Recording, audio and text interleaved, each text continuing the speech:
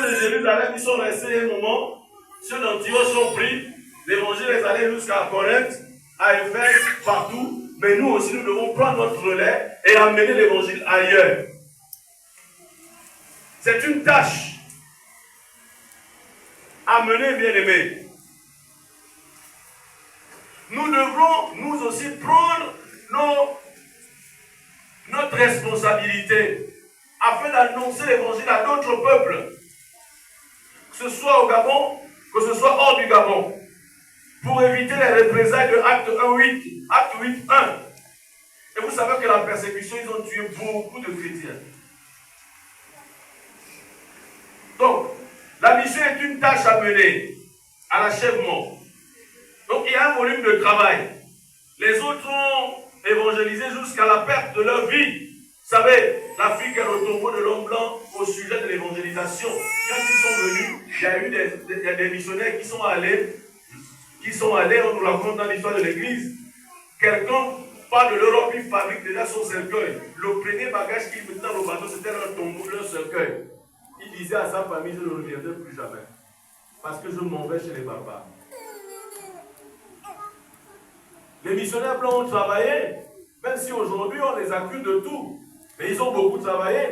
L'écriture que nous avons, ce sont eux. L'évangile a été amené d'Europe jusqu'ici. Pas par des noirs, ce sont les blancs. Vrai ou faux? Mais alors, pourquoi aujourd'hui c'est devenu nos ennemis? Il y a même des pasteurs panafricains. Ils prêchent comme ça. Qui vous a dit que Jésus, sa mère était noire? C'est un mensonge. Jésus, sa mère était blanche. Un juif, c'est un noir. Mais bien qu'il soit blanc de peau, mais c'est le sauveur de toute l'humanité. Les téléphones que vous utilisez, ce sont les noirs qui font ça. Ce n'est pas les Chinois qui fabriquent ça. Ça ne vous fait pas du bien à vous tous. Vrai ou faux? Pourquoi vous voulez que Jésus soit noir? Quand Lumumba était noir, vous n'avez pas tué.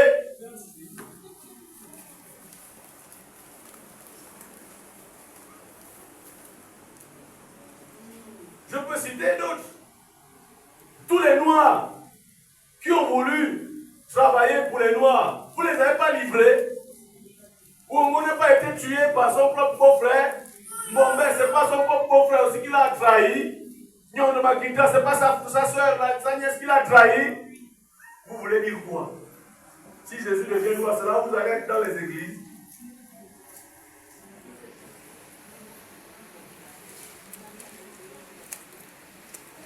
C'est des idées fallacieuses. Les gens se dérobent des vraies questions et ils se confinent à des trucs bêtes comme ça. Que Dieu soit blanc ou rouge, noir, le plus important c'est que nous puissions l'adorer. Un point, un trait. Parce qu'un roi a obligation de recevoir la louange, l'adoration, la vénération. Un point, un trait. Si Ping était monté au pouvoir, parce qu'il est blanc, vous ne devez pas aller l'adorer au palais là-bas.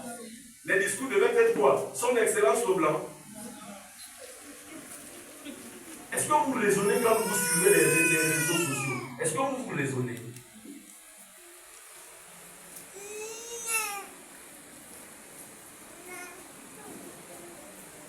Le pouvoir élevé, ce n'est pas question de noir ou de blanc.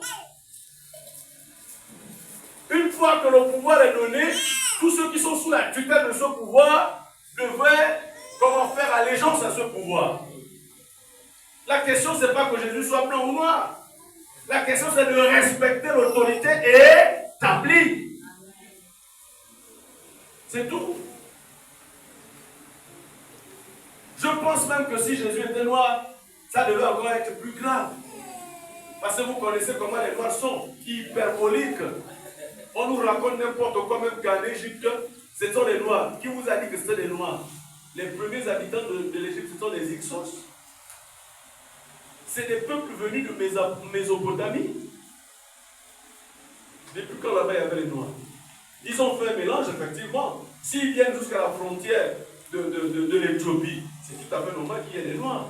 Parce que le royaume menait jusqu'au Soudan.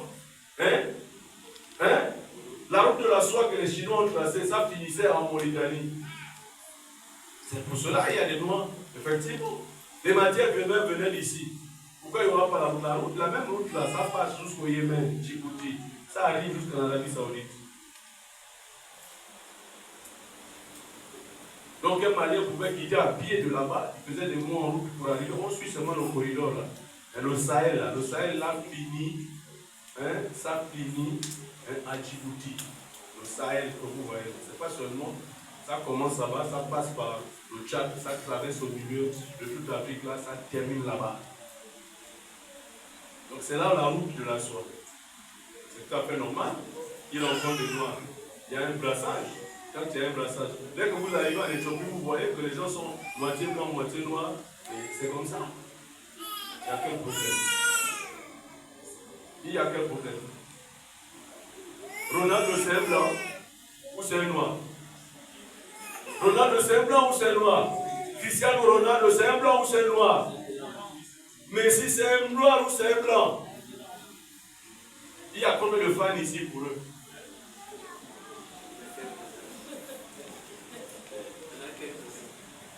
Maintenant, je vous pose la question. Pelé, c'est un noir ou c'est un blanc? Il y a combien de fans pour Pelé?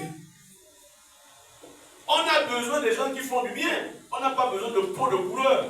La peau de couleur ne vaut absolument rien du tout. Ça ne vaut absolument rien. Frères, sœurs, faisons la mission. Donc, il y a une tâche à mener. Cette tâche veut dire quoi? Ça veut dire que depuis Antioche, Paul et Barnabas ont commencé. Il y a eu un mouvement de missionnaires. De génération en génération, le mouvement de missionnaires ne doit pas s'arrêter. Il y a eu des grands missionnaires, comme les Jim Carrey. Il y a eu des grands missionnaires. Les William Carey. Il y a eu des grands missionnaires dans ce monde, comme les Lulles. Il y a eu des qui s'est implanté ici à caractère évangélique. C'était une mission protestante menée par les Américains ici au Gabon. C'est après qu'on a vu les catholiques venir implanter une mission à Sainte-Anne, dans le Haut-Goué maritime, chez les Balumbu. Ensuite, une deuxième mission de l'église catholique s'est implantée à Sindara, chez les Tsogo, donc les trois filles, en 1800. Et la dernière mission, la plus grande, s'est installée à Saint-Martin-des-Apinji en 1902. Voilà là où était le bastion du catholicisme, qui au fur et à mesure s'est déplacé. Mais aussi l'église protestante, avec la SEMA, donc l'alliance chrétienne que nous connaissons aujourd'hui, a commencé depuis le sud, est venue envahir un peu le sud. Il y avait deux grandes missions, la mission du nord du Gabon et du sud du Gabon. Le nord du Gabon mené par les protestants et le sud mené par l'alliance chrétienne. Donc ce travail a été fait. Les Blancs ont souffert, ils ont dormi sous le soleil, ils ont dormi sous la pluie, ils ont souffert énormément. Ceux-là n'étaient pas venus pour l'esclavage, ils n'étaient pas venus pour l'or, ils sont venus pour évangéliser. Et c'est même eux qui ont aidé à l'abolition de l'esclavage.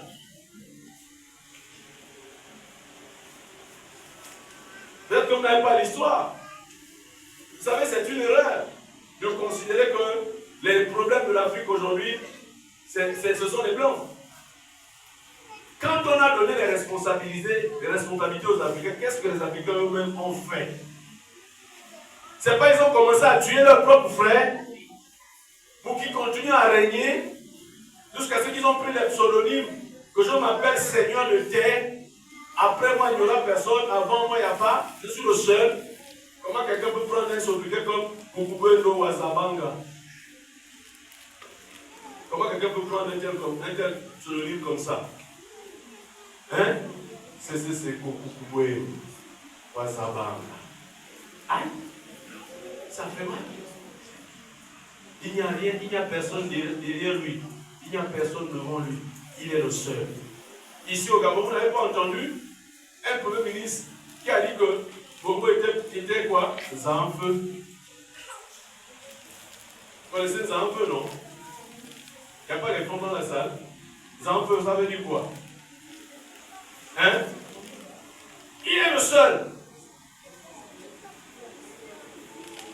Il n'y a que lui. L'unique.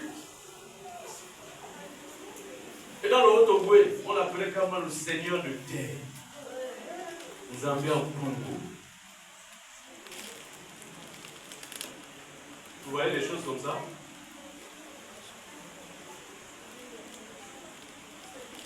Les Africains, on est dans des faux débats. On est dans les faux débats. Nos Biti, nos Djobi, nos Vaudous. Est-ce que les Vaudous, les Djobi, les Biti ont déjà fabriqué un avion? C'est où? Pourquoi la sorcellerie ne fabrique pas les fibres optiques? Comme les Blancs se sont arrêtés à la G7, les sorciers du Gabon n'avaient qu'à fabriquer la G6. Hein? Les Buiti, les femmes là. Il n'y a rien. Frères et sœurs, nous sommes un peuple simplement idolâtre. Donc je voudrais donner quelques définitions rapidement des notions de témoin, de témoignage, de nation, simplement. Donc, la première définition, c'est témoignage. C'est quoi un témoignage? Puisqu'il est question d'aller faire d'autres nations des disciples, oui, d'aller témoigner aux nations. Un témoignage, ou le témoignage, c'est l'action de témoigner. Relation faite par une personne de ce qu'elle a vu, touché ou entendu. C'est ça le témoignage. Et les disciples ont dit, ou le disciple Jean a dit, hein, ce que nos yeux ont, ce que nos mains ont, ce que nous avons content, et on ne peut pas.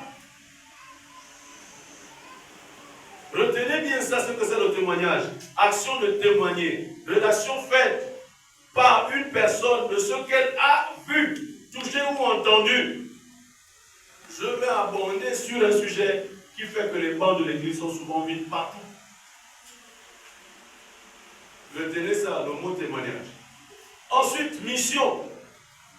De manière simple ou simplifiée, la mission de Dieu, c'est d'implanter des églises en milieu autochtone. Ça veut dire, le mot autochtone a évolué. Avant, on nous appelait les indigènes. Ce n'est pas une insulte. Indigène veut dire simplement autochtone. Ce n'est pas une insulte. Quand quelqu'un dit tu es un indigène, cela ne veut pas dire que tu es primitif. Tu es autochtone du village.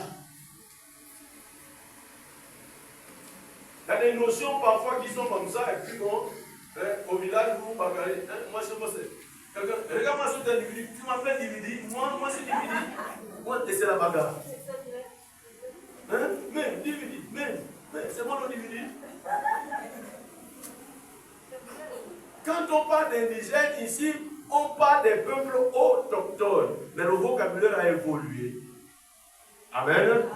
Mais ce n'est pas une insulte. C'est vrai qu'il y a toujours dans les notions le côté péjoratif et le côté machin. Mais normalement, quand on dit indigène, ça veut dire que vous êtes des autochtones. C'est tout. Mes amis, donc, la mission, de manière simple, c'est d'implanter des églises en milieu autochtone ou en milieu indigène. On appelle ça la mission première. Il y a deux types de missions. Il y a la mission régulière et la mission première. La mission régulière, c'est ce que nous faisons là. On vient, on enseigne l'évangile, on vous entretient pour que vous partiez. En fait, on a besoin que vous soyez tous autant que vous êtes des missionnaires. Alléluia. C'est ce que veut la Bible.